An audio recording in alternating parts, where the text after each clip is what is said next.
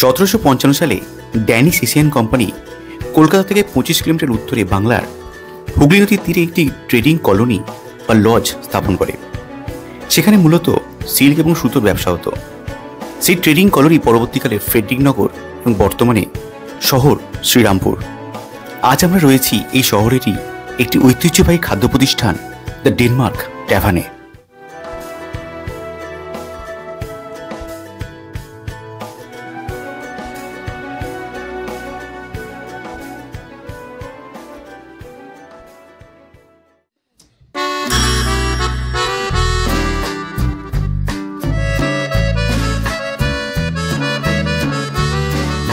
আজ থেকে আনুমানিক 238 বছর আগে 1786 সালে জেমস পার্ন নামক এক ব্রিটিশ হুগলি নদীর তীরে তৈরি করেন ডেনমার্ক ট্যাভার্ন অ্যান্ড হোটেল।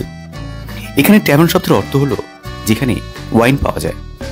তবে কালের নিয়মে ভগ্নপ্রায় হয়ে যাওয়া এই সংস্থার রেস্টোরেশনের দায়িত্ব নেয় 2010-11 সালে দ্য ড্যানিশ ন্যাশনাল মিউজিয়াম এবং 2018 সালে সর্বসাধারণের জন্য তা খুলে দেওয়া হয়। বর্তমানে এই ডেনমার্ক ট্যাভার্নের ফুড এবং হসপিটালিটির দায়িত্বে রয়েছে কলকাতার দ্য পার্ক হোটেল।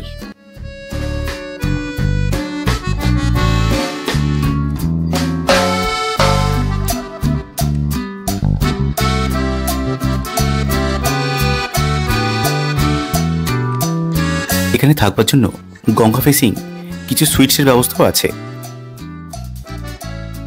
দেওয়ালের পেন্টিংস, আসবাব সবেতেই ইউরোপিয়ানের একটা টাচ আছে আর রয়েছে ইতিহাসের একটা সাক্ষী হয়ে।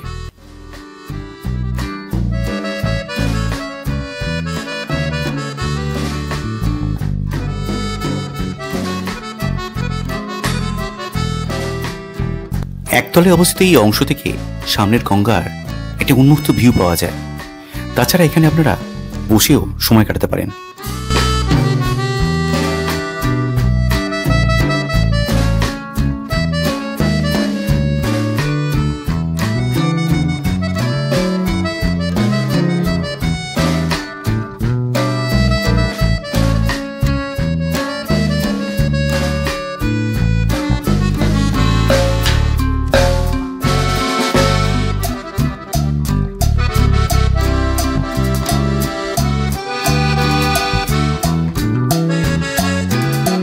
হেরিটেজ এই সংস্থার রেস্টুরেন্ট হলটা খুবই ফটোজেনিক।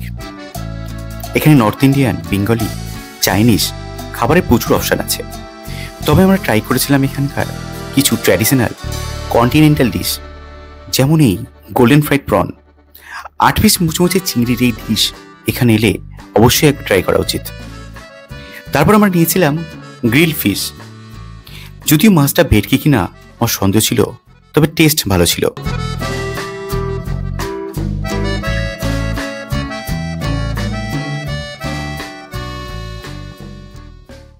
শেষে নিয়েছিলাম চিকেন পাস্তা।